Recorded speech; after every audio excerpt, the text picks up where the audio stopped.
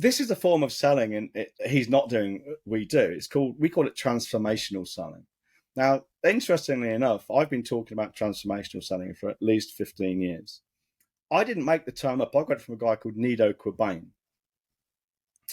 But I've seen recently at least 2 people are talking about transformational selling. There's a book called Transformational Selling, quite a recent one by a lady, and she uses the little TM on it. I don't think she's actually trademarked. I think she just uses it, but it's a bit cheeky, really. So if you do see the phrase transformational selling elsewhere, please understand 2 things. 1, no, I didn't make it up. I stole it from Nido Qubein.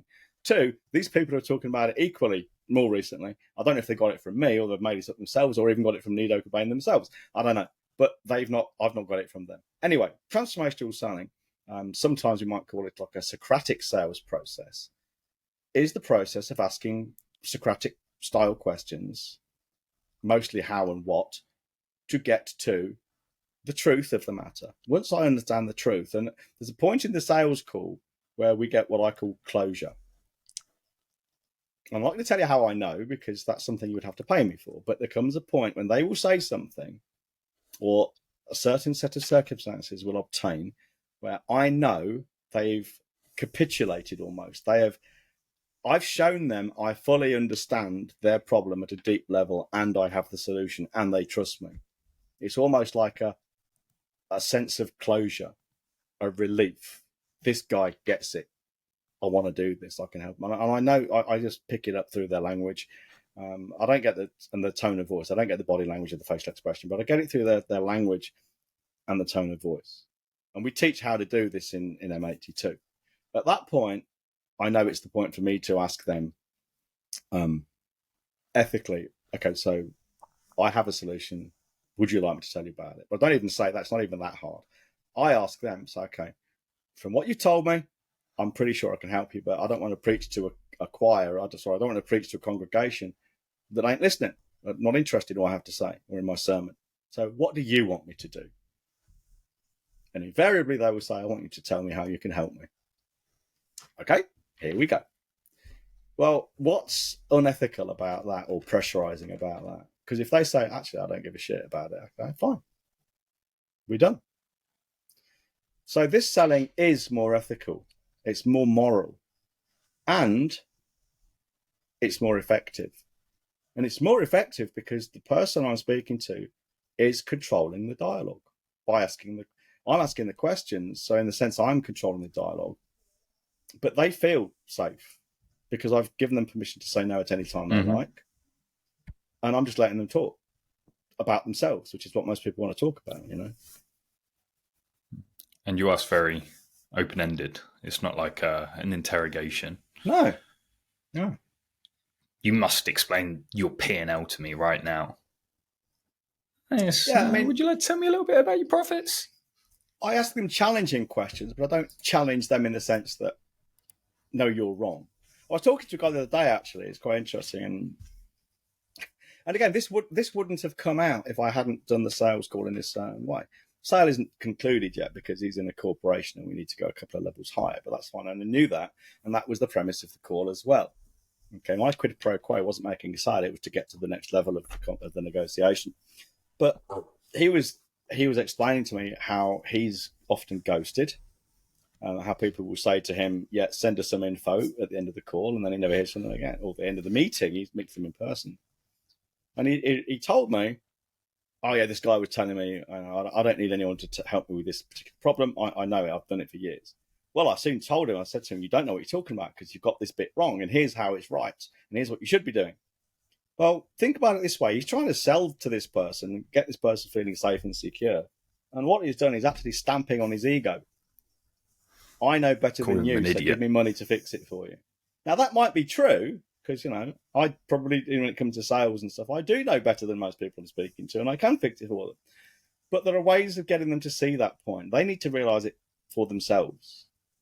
They don't need me to kind of browbeat them, because the moment you start poking someone's ego, poking a sharp stick into their cave, they're going to come out with their claws out, aren't they? You know. And sometimes they won't buy from you on principle. I would do the bloody same. I could be very bloody minded and stubborn when I want to be. Yeah, tell me about it. Fuck off. I know. I'll never admit I'm I know stubborn. all about it. It's a far more ethical way of selling, because even when if someone says, right, yeah, I want to buy from you, we wouldn't put it past us to say, are you sure? Most people really don't want to do this. And most people don't want to do the work. Are you sure you want to go ahead? You're really sure you're going to do this? That's not unethical. You know what I can be like. That's exactly. It's not unethical at all. Constantly just saying, not sure you should do this, buddy. Not unethical in the slightest. It's not contrived, because I'm telling anyone listening to this or watching this right now, I am a bugger to work with. I'm not awkward. I'm not rude. But I am uncompromising in the sense that, if you say to me, well, do I have to do this? I will tell you, yes, you do. Once you've done it and you understand why you're doing it and you've mastered the skill, then you can start tweaking and testing it. But you don't start tweaking and testing the rules before you break them. Until you know the rules, yeah. So, the fundamentals, I think, of ethical selling are really, if we can sum it up, because we could talk about this all day, and we frequently do together, don't we? Especially when we're presenting to an audience. The fundamentals are really about your prospect has a challenge, and they're here and they want to be here. They're going on the journey. Now, they are not qualified to choose the path to that journey, because if they were, they wouldn't need you at all. So you're the expert here. You need, if you want to get them to solve their problem, and you can do this. That's the proviso here. It's really, you have got to be the one to lead them. The problem is, prospects are reluctant to tell you too much when you're a salesman, because every morsel of information, every vulnerability they expose to you means that you're closer to taking their money. And they're skeptical because, salespeople are not generally trustworthy. So they're torn. So what we need to do, and the worst thing to pressurize someone is, what do? They push back. Newton's law of motion. So if you want to guide someone to a solution that's best for them, you have to let them drive the bus. Even if you're like a driving instructor, you can take the wheel if you need to keep it on track. And the way to do that is by asking lots of questions and asking them about what's important to them. Let them focus on what's important to them. Well, if you will allow someone to do that, they feel safe and in control. And if they feel safe and in control, they will tell you more. Well, that means you've got a bigger and fuller picture of what their challenge is, which means you can help them come to a solution, an answer which is right for them, which may be, look, you've told me a lot, but I don't think what we've got is right for you. Yeah. Well, what's wrong with saying that? And if they really that? want it, they'll justify it. Yeah. And you could use that unethically as a kind of reverse psychology. We don't do that. We genuinely don't. I'm not saying we never use reverse psychology. We do, but not in that way, not at that point, not in that situation. Now, the question is, nefarious manner. Why would people be afraid to sell? And why do you think that is, Connor? That's a loaded question. I don't know for sure. I've got some ideas, but well, if we're talking about people selling their own gear, even ethically, lack of belief in themselves. Yeah, even ethically, I think. They have a lack of belief that they can deliver what they're selling. I think that's a big one. I think there's an awkwardness about having to be transparent, because when you present your solution, often you're presenting, your life's work, what you can do, which is quite vulnerable, because you're opening up someone to say, nah, I don't think that's good enough. So there's a vulnerability aspect to it. And lastly, people aren't that direct. They're terrified to actually ask for a sale. Yeah, that's what bugs me, you see. And it's easy. I mean, I've seen all kinds of people who claim that, this is the answer. And that they might be right, but I don't know how they can know they're right. So I'm hesitant to say this is the answer, because I just don't know. I think it's a mixture of certain things, and probably even things we've never even considered. I think some people they don't like, and I've had people say this to me, I don't like to be told no, I feel like it's rejection. They find it hard to draw a distinction. You got to riff for a minute. They find it hard to draw a distinction You carry on. between their offer being rejected as an incomplete, unsuitable solution to their problem, and them as a human being. They can't draw the distinction between the two. So that's one thing. Another reason is, I think, they live in hope. They're attached to the outcome. We spoke earlier about you need to let go of the outcome, focus on the process of the outcome. They are outcome focused. And they have this feeling of, if we don't make this sale, I've lost something. Well, you haven't. You never had it. Okay, you had an opportunity to sell and the opportunity didn't pan out. That's the closest you get to having something. And if they don't ask for a conclusion, if they don't ask for a decision, it could be yes, it could be no. It's almost like fucking Schrodinger's sales process. Until you open the box, you don't know whether it's a yes or a no. So you can have this box there. This box could be a yes. So then you can go back to your boss if you're if you're an employee and say, yeah, my pipeline's great. I've got 5 people waiting on a decision that they could all pan out. When really you're a coward, because if you were to ask those 5, you might find 4 of them are actually no and only one's yes, or they might all be no. So another reason is they don't want to hear a no, because if it's not a no, it might still be a yes. I want no's because most of them are going to, well, actually 25% of my calls are no's, but even that 25% is worth saving. Because if a call is, say, an hour and a half, and the one of the day at the 55k was 2 hours nearly. Well, if that was going to be a no, I'd want to get to a no in 25 minutes, 20 minutes, 10 minutes. Because I don't want to spend an hour and a half talking to someone who just says no at the end. I'm not emotionally connected to the no. But if I don't want to waste an hour and a half talking to someone just to be told that. That's a waste of my time. So I think that's important too. And as you said, I think I concur. People take it a reflection. Maybe they're not. It's not just a rejection of them as people, but they almost take it as being a rejection or a reflection of the quality of what they're doing. When in reality it's just not a fit. It's like, say you said to me, mm-hmm. Do you want to buy my Mini? And I said, No, Connor. It's not the right fit for me because I live at the end of a fucking farm. How dare you? Yeah, it's like you then getting upset because, you don't like my car. No, car, actually, you've got a great car. And if I was living in the city, it'd be the kind of car we'd buy. But I want a Land Rover because we live on a farm at the top of a hill and I want to be able to get up and down with my fucking 4-wheel drive. It's just not the right solution. It's nothing about you or the car. It's just not the right fit. Yeah. Well, that's how people should take it. Yeah, and sometimes what we've got, like I sold to that guy, what we had was not a good fit for him. It was an expensive Land Rover when he needed a Mini. Yeah. So I think that's why people, those are some reasons. That some of them are factual, I think, because people have told me this. Some I think we can infer reasonably from people's behaviour.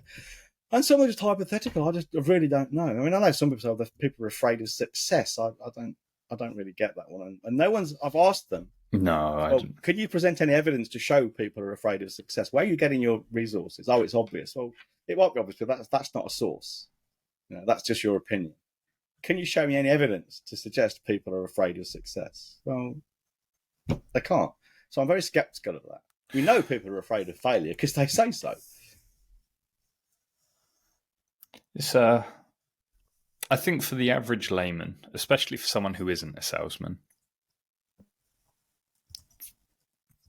they don't arm themselves with the correct tools, which means they're going into battle unprepared. And I don't know about you, John, but if I was put into a battlefield tomorrow, I would be pretty afraid because I am unprepared. And I don't think it's any different to a person who isn't equipping themselves with the correct tools to make sales. If you are to be put in a battle, a war, and you haven't had any training, you don't have a gun, you don't have any survival packs, no food, no rations, no helmet, you're going to feel fucking anxious. But you're on the contrary, the soldier that has had ample training. Yeah, but you're going to be feeling a lot more up for it if you've had all the training. You know what you're going to do when you enter certain situations. You've got enough ammunition. You've got enough food, water. You're going to be feeling a lot less anxious than the person who's stepping into a battlefield with nothing. Well, that's actually a very good analogy because I've got some friends who were in the military and military friends from years ago. And one of their mantras is you trust the training. So when you've got things exploding all around you and you're fearful and anxious and the rest of it, you've got muscle memory. You know what to do. Yeah, you still might end up getting killed, but you've got a process to follow. This is no different. Because I mean, let's use the battle analogy again. In sales, and a guy I was speaking to a couple of days ago says, if we speak to my boss, my higher up, the next level with this, he's going to throw you some really difficult questions. Now, if I was a novice salesman, I'd be crapping myself thinking, oh shit, what am I going to say if he asks me an awkward question? But because I'm skilled in my craft, I have my training, I don't care. I can handle anything he throws at me. Okay. Well, a novice salesperson going into that same meeting will be like the novice on the battlefield, the raw recruit. They'll be afraid. They'll be unsure of what to do. They won't know how to deal with an awkward question without thinking about it right on the spot. I don't need to think about them. And you only get that by learning the skills, trying the skills, being bad at the skills, keep trying them until you get better at them. There's no alternative for it. But the mistake most people make is they won't even start because they don't want to get it wrong the first time. Now, let me ask you a question. Now, how many children in the history of the human race, healthy children, how many have given up walking because trying to walk because the first few times they did it, they fell over, or they had to walk around the living room table with their hands on the table? Children don't just say, this walking lark is really fucking hard, I'm going to give up, do they? Driving. The first time I drove my Volkswagen Beetle, even that before that, the driving instructor's car, bearing in mind I'd been riding a motorcycle for several years, so I had road sense and knew the highway code. The first time I took out that Volkswagen Polo, it was up and down the road. I didn't give up and say, I can't do this driving lark, I'm going to stick to my motorcycle. Okay, now I can get into probably almost any car, automatic or manual, and just drive it without even thinking left-hand drive or right-hand drive. I just do it because I've been doing driving for 40 years nearly. Well, again, that's just a learned skill. So if you're shitting yourself about learning sales, you shouldn't be, but I understand it because it's a new skill, it's new to you. But what I can tell you is two things. If you work with us and learn, or indeed anyone else who's competent, if you work with us and learn the skills, you will get better. You will start off bad, but you will get better. That's a given, and you will make more money. If you don't, your business won't change. It's as simple as that. You'll be where you are now in 6 months or a year's time, or any gains you do make will be incremental and probably marginal too.